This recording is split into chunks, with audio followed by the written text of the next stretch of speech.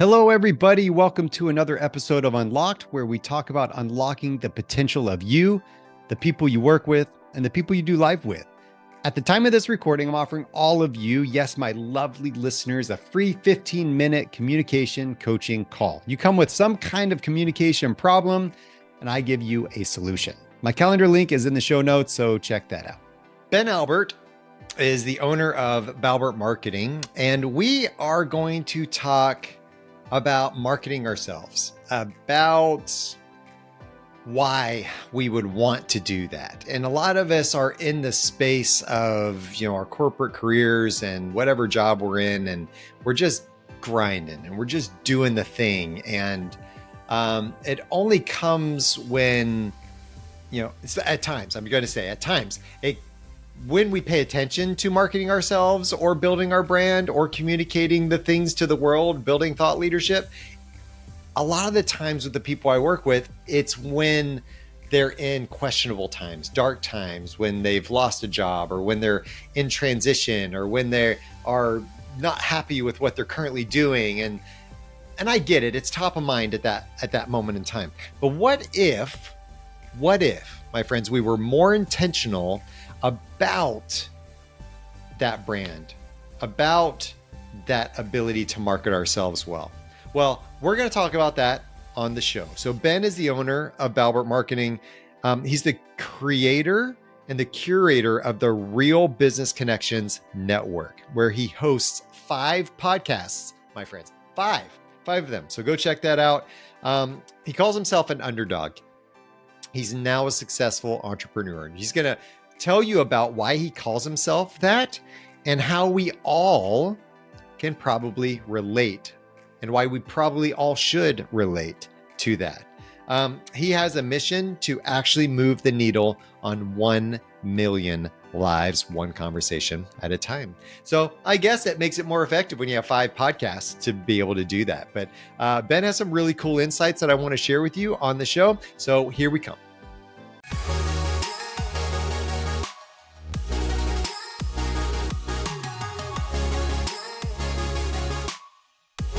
Here we go, Ben. You ready? Let's do it. Yeah. Rock and roll. Okay, man. This is, I come from brand strategy background, did that a lot in my career. I don't do as much of it now as I used to, as far as external marketing is concerned. You live and breathe in that space. And I want us to kind of meet back in the middle. Like, I want to go back out that space. I want you to come into the space of leadership, of thought leadership, of personal brand development. I work with leaders a lot in developing their personal brand as far as leadership is concerned and who they are. But I want to get some interesting tips from you about how do you use that in the external world and how does that work with the internal world? So help me bridge that gap between what you do now and where we can go with the show. That'll be fun. And you're already a pro at this, but I sometimes joke that I'd rather be different than better. And so a lot of my tips and tricks and just my opinions are a little out of left field. So maybe I'll bring something we haven't heard about before. Good. Left field is awesome because I love left field. Let's just explore it. Let's explore Yes, it. sir.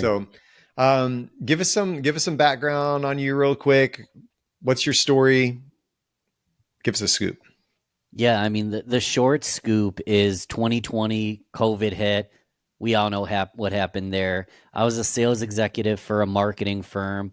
I got let go. At the end of the day, we are doing video production all across the state. So no travel, no in-person, no video, no fulfillment, chargebacks, no sales, no animosity on my part. I would have let myself go. It was a tough position for the company. So I was in a dark place. We don't have to go into that darkness right now, but out of that dark place, started Balbert Marketing.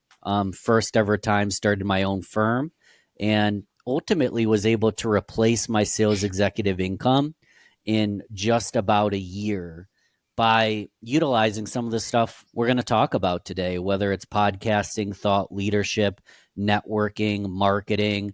I was able to take everything I learned from the music industry and then the corporate world and then just reading, hit rock bottom during the pandemic, but then was able to create my own kind of skill stack, replace my income in a year, and now have been rock and rolling the next couple ones. So I'm humbled to be here. It's not as easy as it sounds, but if we put in the work, we can accomplish huge things. So you're not going to help me get abs in 15 minutes kind of thing? Like you're saying this takes work. Yeah, it's going to take 15 minutes, but it's going to take 15 minutes a day for 100 days. Okay.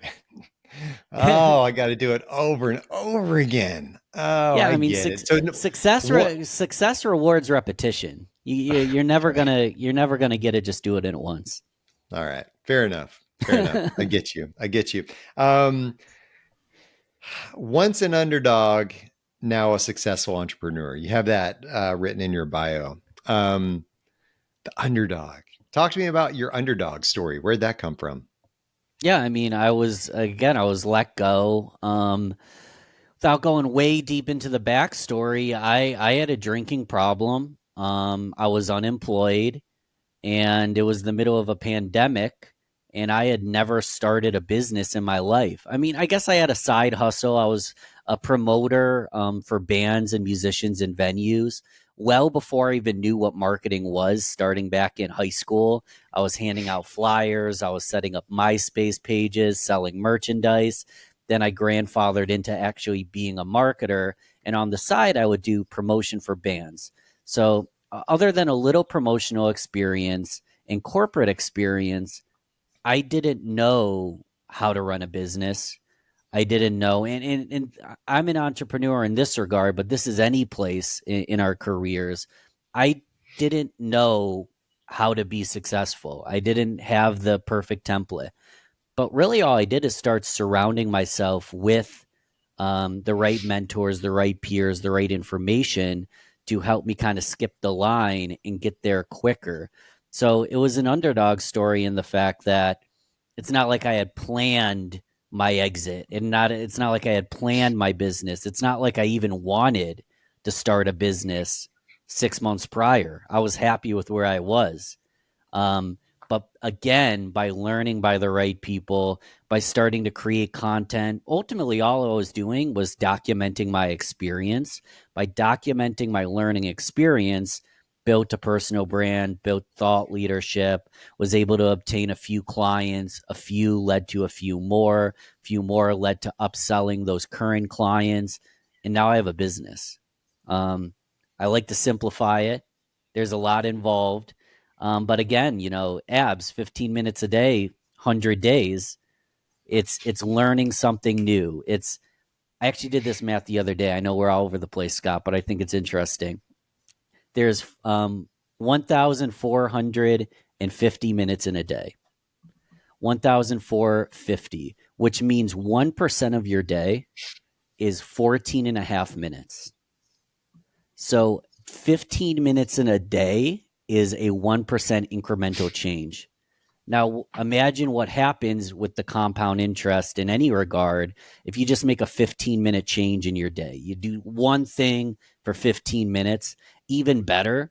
In my case, it was drinking. In my case, it was binging Netflix, things like that. You do 15 minutes of a positive thing, and then you subtract 15 minutes of a negative thing. You just made a 2% difference. It took you 30 minutes, and then in a year, you're in a way different spot than you imagined you'd be if you had stuck to the current plan. That's amazing. When you think about that, I didn't think about the 14.5 minutes thing, 14 and a half minutes thing. I think that's fascinating. That's interesting. And we sit there and we go, 1% of my day. Could I spend 1% of my day doing something? Can I find 14.5 minutes in my day to focus on something intentionally to become better at that thing? Probably could. I think most of us live our lives a bit accidentally, and things just happen to us and we just kind of roll with the punches. And we go, where did the day go?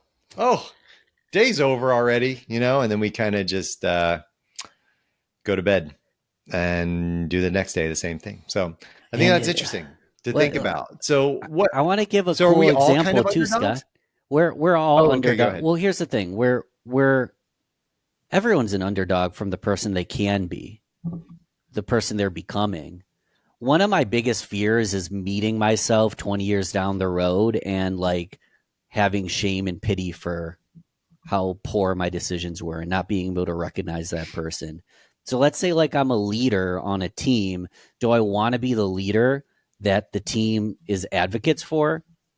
Let's go back to the 14 and a half minutes, the 15 minutes a day. That's 15 minutes to meet with one person every single day. How often do we meet with our team members? Probably we should be meeting with them more, but everybody's schedule is different. What if we just incorporated 15 additional minutes to have meaningful training, inspiration, whatever is required with one member a day? What's going to happen at the end of the year? Do you think our team's going to operate better? I think so. and we had talked about content and marketing. What if we're just incorporating 15 minutes a day to start posting on social media and create a personal brand? What's going to happen in a year, 3 years, 5 years? It's so tiny, but it compounds to such a huge thing. And I just wanted to hammer that down. I dig it. I dig it. And I like that idea that we are all underdogs. Mm, Compared to that person that we could be, that potential that we all have inside of us. And I always tell people that it's not about becoming great, but unlocking that greatness that's already in there. Like it's in there, true. right? It's just about unlocking what that is. It's caged in right now. Let's like let it go. And I think that when you're talking about this, I think that's important. It's that intentional behavior. It may seem monotonous at times for some individuals, and it does take discipline, but it's rewarding at the end. That when you see yourself on that other end, you see all of a sudden that you do have the six pack after after a year of doing 15-minute abs every day, and it pays off. And then you achieve the transformation you've been looking for. Now you're at the beach and you're getting checked out. I don't know by who, but whoever is checking you out, and then you feel it. Checking yourself out You sometimes. you be checking yourself out. That's it. And you are somebody, Ben. You are somebody. Okay, so talk to me a little bit more about this. Let's go down this hole of understanding, thought leadership, of what do we do to help market ourselves as leaders, as people in the space that why would I even want to do this in the first place? Let's get down to that. Let's talk about why I would want to be that thought leader. Why do I want to be intentional with what I'm communicating out to the world? Yeah. Everyone's why is going to look different. But imagine the person you were 6 months ago and how you could have helped them. Imagine the person you're trying to become. At the end of the day, I think it's a duty and a service to humanity and the people around us if we share our wisdom with one another. If I'm trying to get to the next level, I'm going to learn from someone who's at that level. If I am trying to help someone get to my level, all you got to do is start creating information and content for someone 6 weeks behind you, 6 months behind you. And why do we do it? One, ultimately because it feels good to help people. Everyone's why is different. But for me specifically, like super specifically, drives revenue for my business. Like if people know, like, and trust me, if people are talking about me, I like to simplify. It's a Jeff Bezos, but I rephrase it my way. He basically said personal branding is what people say about you behind your back. Your brand is what people say about you behind your back. Are you kind, compassionate, hardworking? Do you deliver results? Are you accountable? Are you consistent? I want people to say all those things about me. Ben is kind, compassionate, hardworking. He's consistent. He helps me grow my business. And if people are talking about me in a positive way, don't you think that's going to help me gain revenue in my business? Don't you think that's going to make me feel better about myself and my career? Don't you think that's going to help your team members jump on board? So why do any of this? Well, let's be selfish for a second. I mean, it helps us in our careers. 100% helps us in our careers. And when you're selfless, Once you understand a concept, once you have wisdom, once you have that cheat code to help someone unlock something. Now, granted, you already mentioned it. They might already have the unlock within themselves. It might just be your role to help bring it out of them. Once you help someone, doesn't that create a ripple that just makes the world a better place at the core? And what's the point in this life if we don't get to help people and make the world a better place? So whether you want to be selfish, selfless, whether you want revenue, whether you want confidence, just the journey of growing yourself and helping others while doing it is probably the most fulfilling thing I can imagine.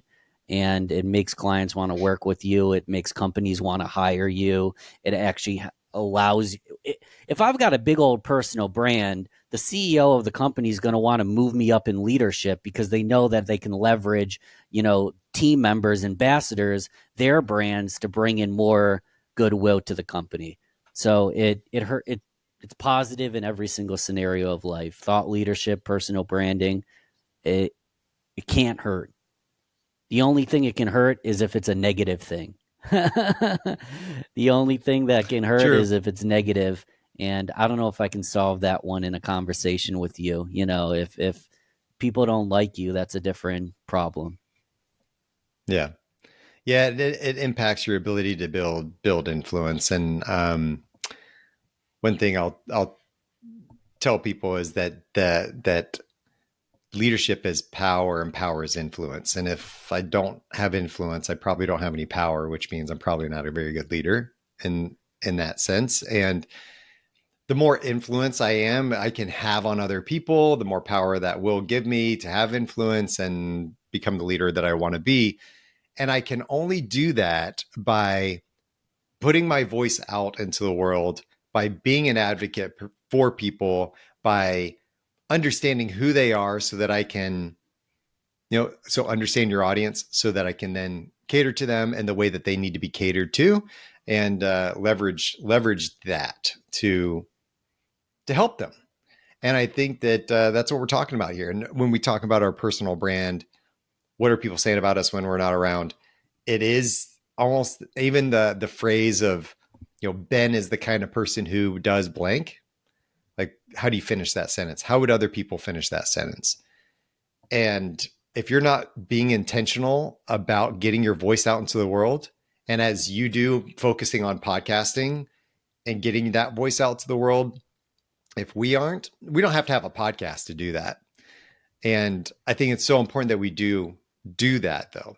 So tell me about some practical ways for me to do that. So maybe I don't want to leverage a podcast. So why would I care about anything that you have to say? Sure. Well, what do you want? What's the purpose? In this scenario, so you already have a podcast, so you must find some benefit. I do have a podcast, don't I? I do. Yeah. So let's just say for somebody out there, one of my listeners, Yeah. they don't have a podcast. Maybe they're just in a management position. I'm going to say just. I don't mean just. Maybe they're in a management position in their role. Maybe they're a director. Maybe they're a VP of whatever they're doing. All types of people. And they're going, listen, I'm just doing my grind every day. I don't have time to do a podcast. I don't really have any interest to do a podcast. That's not my thing. I'm just doing my job. Yeah. So why should they care about what we're talking about right now? Maybe they shouldn't. I'd have to see their scenario. If someone is happy and fulfilled and comfortable, they show up, they do their thing, they go home, they coach the sports team, they spend time with their family. I'm not going to tell them that's a bad thing. I'm going to support the heck out of it. But if they feel like something's dormant, they feel like they're shutting themselves. I really should start this. I really should, do this. I don't feel comfortable in this role, or I've been sober for 3 months and I really want to start talking about my sobriety and try to help people. I really want to be more involved in my son's life and my family's life. If they're already saying this to themselves, I think it's possibly a sign that they need to lean into that. But I'm not here to tell anybody that anything's wrong with their current place in their career. If someone real applicable, if they want to move up in their company it makes sense to establish yourself as an expert in your field. And a great way to establish yourself in an expert in your field is to start just teaching and educating people what you're learning. And it doesn't have to, it's great if you're doing it internally. You don't want to forget about your team members, but it's additional icing on the cake if you start doing it globally.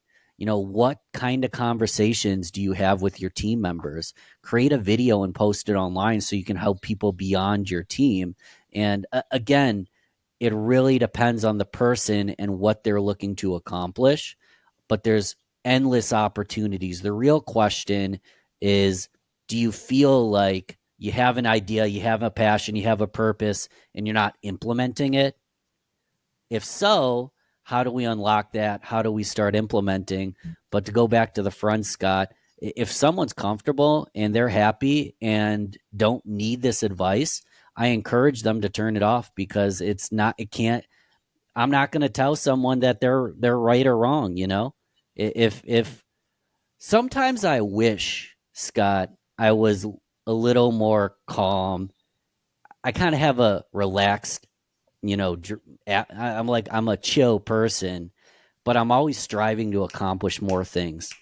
And I don't think that's a bad problem to have, but there's some serious bliss in just being satisfied with where you're at. I've got no issue with that. But if you are unsatisfied with where you're at, that's something that maybe we should do some discovering on, if that makes sense. That's good. Yeah, I like that. I I like to also talk to the people that are content and saying, well, there will become a time when you're not anymore. Like it just happens. Whether you do get laid off from your job, whether COVID does come around, whether you have somebody in your family pass away, whether it is a new found love about some new passion job that you like, or whether it is a new opportunity within the company you're in, or whether you have new team members all of a sudden that aren't floating your boat. Like there's all kinds of things that are going to happen in our lives that are going to throw us into the dark spaces. You talk about here, you said, how can we pick ourselves up from even the darkest of situations and become successful inside and out? So when we are in those dark situations, how do we pick ourselves up? How do we move on? How do we look for other opportunities and be more proactive and paint a picture of our future that's more in our control instead of, just wallowing in the darkest hours of our lives?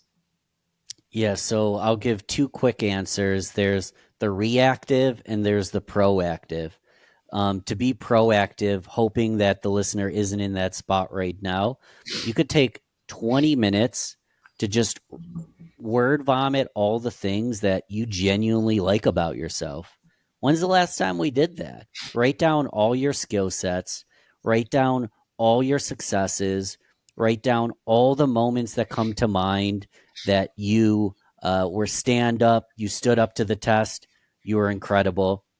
Word vomit all of it. And there's no right or wrong. You decide, what are you grateful for? What have you accomplished? What are your skill sets? You make that list. And then when you're in a dark place, just go back to that list. So proactively plan ahead. So when you're in a dark place, you look at that list and try to argue with yourself. The truth is, you are that person. So if you're in a dark place, go back to that list and ultimately look at all these positive things that are true about yourself. And then you can just ask yourself the question, what would that person do? What would the person on that list do versus the person I feel like right now? And then the reactive approach is what we already talked about. Make a 1% change. Even if it's not going to be an entire overhaul, just look back at who you want to become, who you are. You're not even doing anything different. Like you talk about unlocking. These are already character traits inside of you. Just unlock that for 15 additional minutes a day. You'll be more confident. You'll feel better about yourself. Your self-esteem will raise. Um, and yeah, man. Oh, I like that. I like that challenge of busting out that list. And on the little tidbit you put in there about argue with yourself about it. Yeah. Like try to debunk it. Like why would that not be true? And then fight with yourself about why it is. Defend it. You know? Make a case for that thing that you're doing. That's really helpful. I like that insight a lot. Well, I think you hit on something earlier when we were talking before the show about leveraging something like LinkedIn. There's a lot of people out there that don't have time for social media, and I will say in the corporate space, there's also individuals that are so focused on their jobs that they don't really spend a lot of time on social, and rightly so. They sit there and say, "Well, it doesn't really serve a purpose for me." Um, so, how could people use something like LinkedIn as a platform to build their brand in some way, shape, or form? Why would they want to do that? Yeah, I mean, so LinkedIn's more than just a job board. It's a great job board, but it's a walking, talking, living representation of who you are, why you do it. It's a living resume in sense. So someone like me, I'm posting on LinkedIn 5 days a week. In some cases, I'd encourage that. In all cases, you want to set up a LinkedIn profile so it just properly provides social proof on how great you are.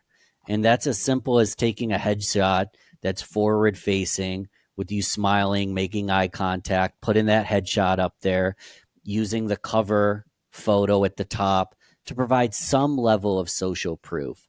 You speaking at a conference, you with your team, the logo and the services, provide some social proof there. You can spend a little bit of time to send your good buddies a request to get recommendations. They can leave you little endorsement recommendations. There's a featured section where you can pin posts, you can pin achievements, blogs you've written, different things, company wide posts. You can pin all those babies, and you can just take, a little bit of time to write a story in your bio of this is who I am, this is why I do it, this is what I'm looking to accomplish, this is who I help, these are some of the services I offer. And in a day, all those tasks can be complete, and then you could not touch LinkedIn for another 12 months, knowing that at any time when someone Googles or LinkedIn's you, you're set up. Someone like me, I'm using it for social selling. I'm having conversations on a daily basis because it helps me build relationships and drive revenue. But even if you just took one day per year to ensure what does my LinkedIn say about me and my personal brand? If someone's looking at my LinkedIn, what are they thinking about me behind my back? And having a bulletproof LinkedIn profile, just investing a day once a year, could be all you need. And then the time comes where you want to leave your job, your profile looks great.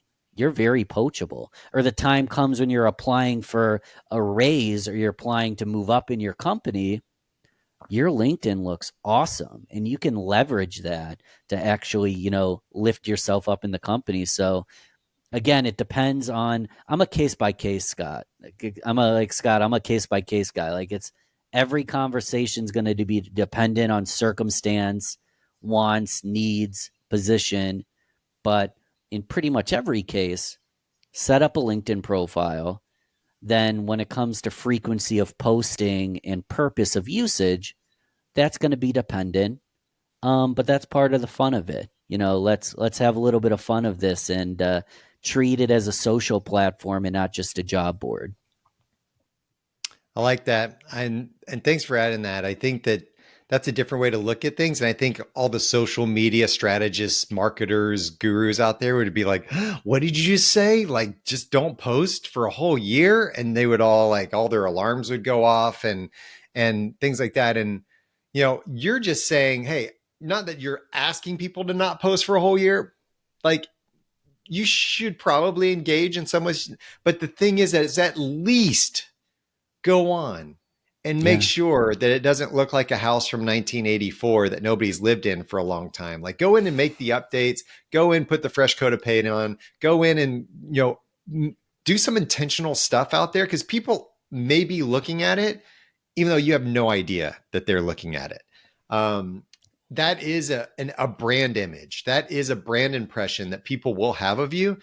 And paying attention to that for that moment in time is going to be really beneficial for you in the long run. Because I will also run into people that are like, yeah, I'm on the job hunt. I need to really work on my profile. I haven't looked at it for years. And I'm Yeah. going, okay, yeah, well, how many people have been looking at it and then looked at you maybe to recruit you for something and then are saying, we're not, not touching that, because you didn't take the time to update it before. So that intentionality, I think, is really good. And we're going back to 15-minute abs, Ben. Spend 15 minutes a day updating your LinkedIn profile. That is something that is going to be really valuable in your professional career. So I dig that. Can we give like a super specific random example? Because there's someone who's in the C-suite. Oh, yeah. There's someone in the C-suite that's like, well, that's just 0% of what I do. Like, I'm not on LinkedIn socializing, posting. I'm not a lead gen. I'm in my team 12 hours a day, and I'm with my family or sleeping the other 12. That goes back to what we still said, just maintaining it, remodeling it once a year. Because if you're at that high level position, I'm going to assume you want to attract good talent, and the talent you're trying to attract, they're the ones looking you up. So even if it's not a revenue driver, even if it's not a relationship builder, it could just be a reputation management system to attract and recruit good talent. But if you don't do it, you're going to lose that good talent to a CEO, a CMO, a COO who has a stronger profile. People that are younger and are online, they're going to go to the person that has a presence. So don't you want the top talent in this marketplace? That's just another reason that someone who never touches LinkedIn should at least still touch it once a year. Yeah. Back to the idea of this whole thing is, how do we move from that underdog position of whether we are just starting out in a new career, maybe we are in a dark space in our lives, but maybe it's this metaphorical idea of we want to move up. We want to progress. We want to grow. And the way we do that is through these micro moments and through these periods of time where we put intentional behaviors in place to actually make those things happen. Keeping in mind that our personal brand will be affected by everything that we do and don't do. Sure. I want to put one quick stamp that we didn't touch on in deepness, but one thing I love about this podcast and the concept about unlocking is one thing I say all the time is that there is no true key to success. There's no true key to fulfillment. There's no key. It's a combination lock. And each and every one of us has our own individual combination. So if you want to unlock success, fulfillment, if you want to unlock a good career, you gotta find your own combination. And what's the best way to find that combination? Try different things, do a little introspection, like we had mentioned. Write down the list of all the things you're good at. Write down a list of all the things you value. And then take those micro moments to be the best leader you can be, with the humility that you can learn something new from everybody you meet. So really, how do we unlock our combination? It's going to be unique for all of us. We all have our unique fingerprint. That's why they take your fingerprint when you get in trouble. So since we have a unique fingerprint, understand that a conversation like this, all the conversations on the show, in my opinion, aren't meant to be prescriptive. They're meant to be descriptive. I described a little bit about what I did in some of my pieces of advice, but be a student, be a scientist, be curious, and start implementing some of these things a little bit a day. And then you'll unlock your own personal combination that's going to look a little bit different than Scott and I's. And I think that's a great way to leave it. And I love your show for that very reason, that we can, all the information's out there, but most of the information we need, we already have. We just need to start taking that action to implement it. Amen. Those are some good words, Ben. Good words. Where do people find out about you? How do they get in touch with you? What's your thing? I'd imagine they could find you on LinkedIn. so I'm on LinkedIn's my top social platform. I'm on most of them. I want to reach you where you are. But before you even consider reaching out to me, none of this would have been possible without Skot. So wherever the heck you are right now, click thumbs up, click 5 stars, click subscribe. Do that because it'll take you 2 seconds. If you want bonus points, you can leave a comment. Do that first, and then you can find me just by typing Real Business Connections into where you found this. So a podcast player, YouTube, Google, just type in the words Real Business Connections. You'll find me. But first, show Skot some love, and then I'll be part 2. Dude, that's so cool of you. Thanks for doing that. I appreciate it. You deserve it, man. Little plug. You made this possible. I'm just some dude on your podcast. Will go check out your shows. I mean, you have multiple. So well done. Very cool. Ben, thanks for being on the show. It's really good hanging out with you, man. Good luck in all you're doing, and keep impacting the world. Thanks, brother. 1,450 minutes in a day. I have not checked on that, but I'm assuming it's correct. 1% of that is 14.5 minutes. Can we find 14.5 minutes to be more intentional? Yes. It's the same kind of concept that John Acuff talks in his new book, All It Takes Is a Goal. There's a little plug for you, John, where he talks about finding that time. We are the creators of our time. We own our time. It's up to us to find the moments, to make the moments, to be intentional with those things that we want to do in our lives. And that includes thinking about our brand and how we are showing up in the world. Can we impact the way people are talking about us when we're not around? Yes, we can. We can do that. I love this idea of everyone's an underdog when it comes to who we could be. We're all fighting to find that spot, to find that, unlock that potential, to grow into the person we want to be. And it's that. When we are in that dark space, I love his little exercise too about, hey, let's build a list of things that we love about who we are, what we do, what do we bring to the world? Why do people come to us? What do people come to us for? That they know that we're good at that thing, so they come to us for that thing. And then make a case for why that's awesome. Make a case for why you're awesome and build on that. Because in those dark times is a good time to reflect back on those things and go, oh yeah, I forgot about that. Or, that's a good point. Yeah, I did make a good point about that. And it's this reminder of the value that we do bring to the world. We all have value, and we all need to understand that value so that we can use that to build influence and impact, create that impact we want on the world.